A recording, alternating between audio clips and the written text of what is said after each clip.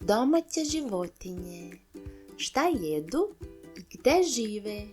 Zdravo, mali drugari! Danas ćemo da pričamo o jednoj životinji koja se zove kokoška. Hajdemo zajedno. Kokoška. Tako je. A kako se kokoška čuje?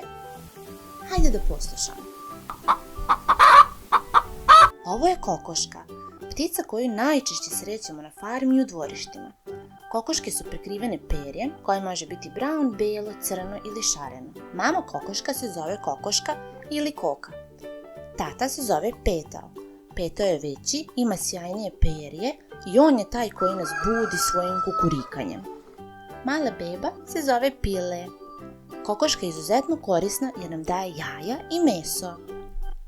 Šta kokoška jede? Kokoške su svašta jede. Obožavaju da kljucaju zrna, kukuruz, pšenicu, ali njihova prava zabava je kopanje po zemlji da traže crviće, insekte i sitne puževe. Voli da grickaju travu i razno zelje. Gde kokoška živi? Kokoške žive na farmama i u dvorištima, u posebnoj kućici koja se zove kokošinjac.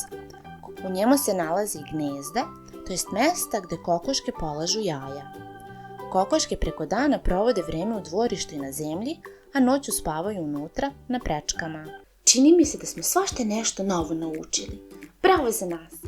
A šta mislite, sa kojom ćemo se životinjom upoznati u sledećem videu?